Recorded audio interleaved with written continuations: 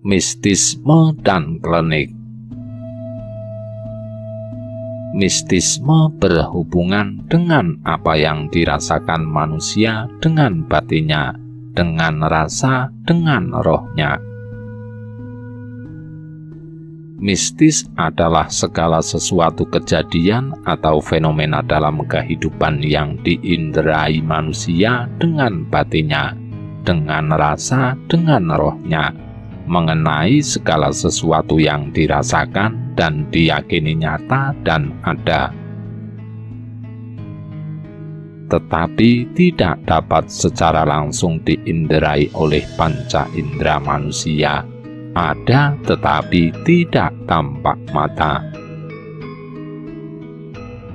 Mistisme adalah kepercayaan seseorang yang meyakini adanya sesuatu yang tidak tampak mata, tetapi ada karena bisa diinderai dengan rasa dan batin.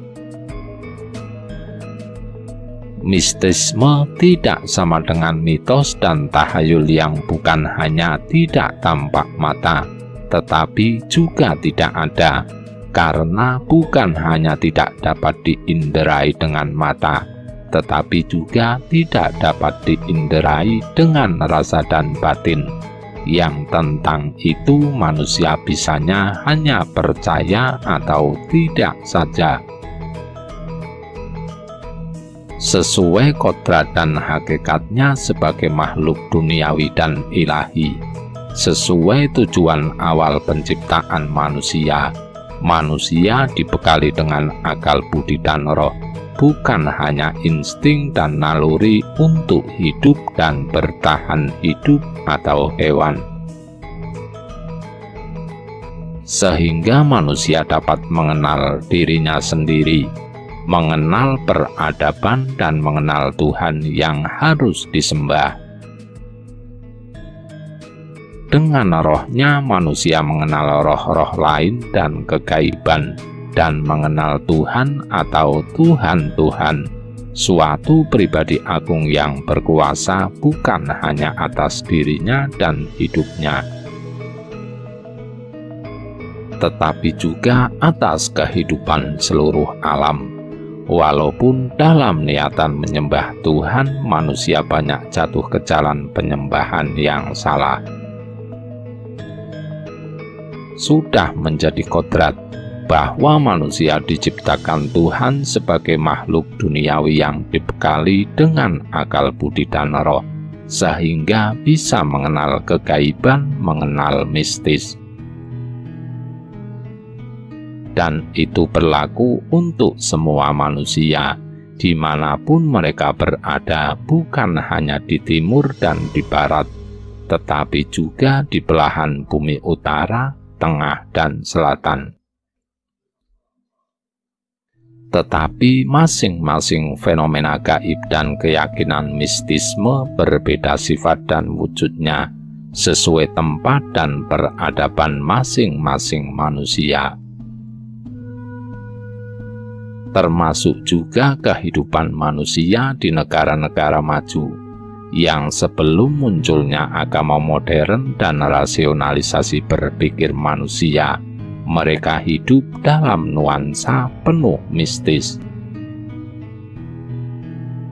Walaupun semua yang mistis tidak harus disembah, tetapi mereka bisa merasakannya dan meyakininya benar ada, dan keyakinan itu menyertai kehidupan mereka sehari-hari, walaupun tidak selalu tampak di permukaan. Berkembangnya pengaruh agama-agama modern telah merubah atau menyetir sikap berpikir manusia tentang perlakuan manusia terhadap makhluk halus, yang semula memperlakukan makhluk-makhluk halus dengan istimewa, kemudian menjadi menjauhinya. Bahkan hubungan antara manusia dengan makhluk halus seringkali dinyatakan sebagai sesuatu yang haram.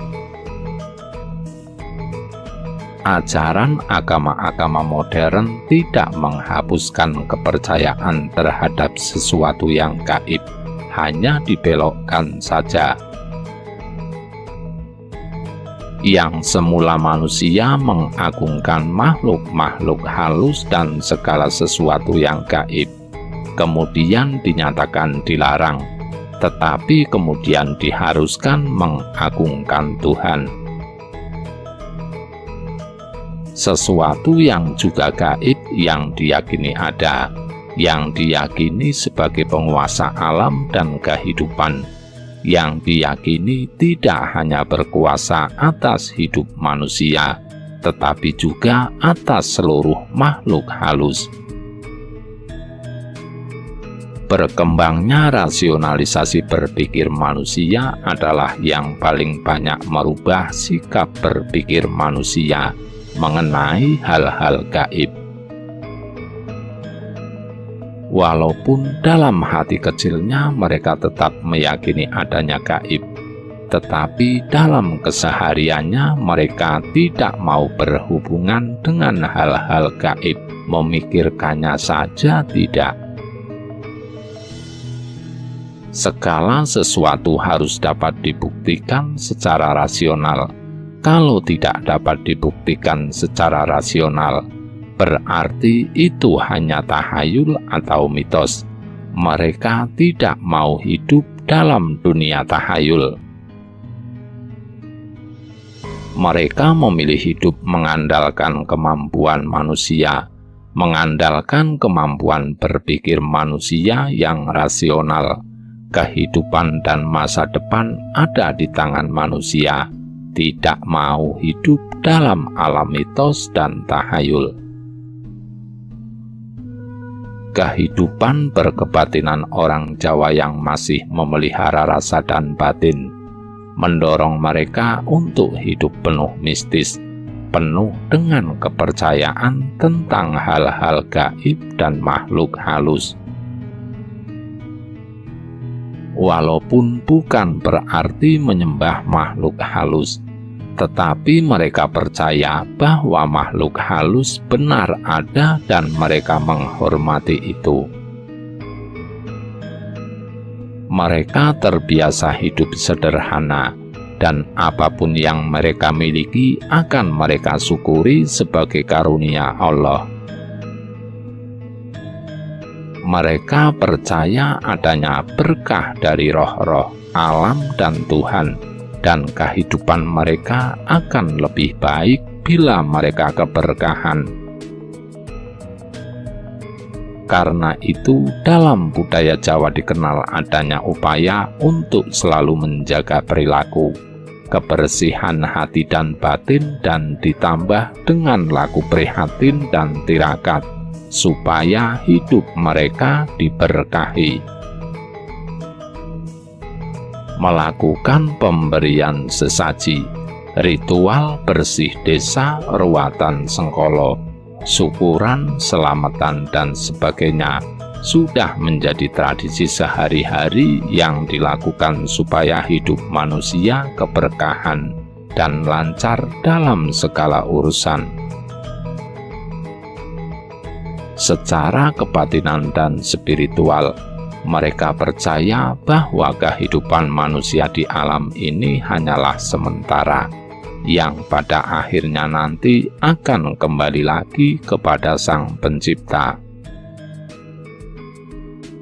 Manusia bila hanya sendiri dan dengan kekuatannya sendiri adalah bukan apa-apa, bukan siapa-siapa, lemah dan fana.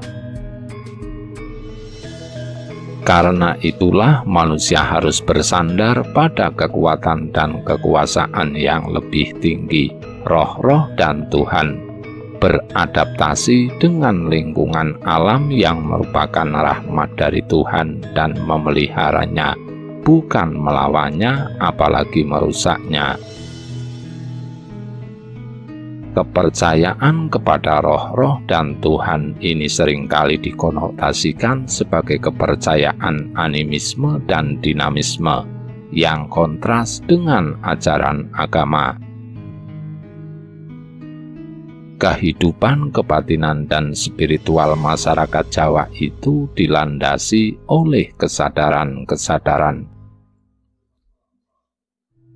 kesadaran adanya Tuhan sebagai pencipta dan penguasa alam semesta, kesadaran adanya hubungan antara manusia dengan alam dan seluruh isinya,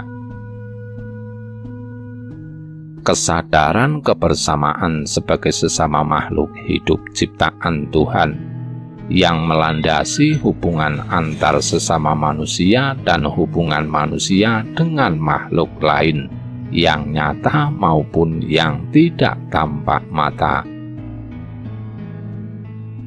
Kesadaran-kesadaran tersebut merupakan landasan utama dalam kawruh kejawen dan mengisi hidupnya orang Jawa menjadi budaya Jawa yang mencakup kepercayaan dan spiritualisme. Falsafah hidup, tradisi, dan laku budaya, sistem organisasi kemasyarakatan yang kekeluargaan, bahasa dan aksara, dan seni budaya. Mistisme berbeda dengan klinik. Klinik berhubungan dengan praktek atau perbuatan yang berhubungan dengan kegaiban, atau praktek yang menciptakan kejadian gaib yang bukan kejadian biasa, bukan kejadian yang alami. Istilah klinik berhubungan dengan ilmu gaib atau kodam, dan sihir atau praktek perdukunan.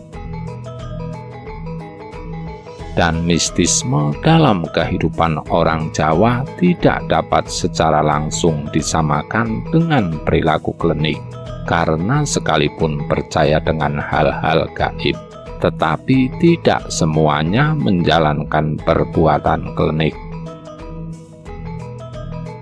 Dan klinik ini tidak hanya ada di Jawa, tetapi juga ada di tempat-tempat dan negara-negara lain di belahan bumi manapun, dan bisa dilakukan oleh semua orang, termasuk oleh orang-orang yang agamis.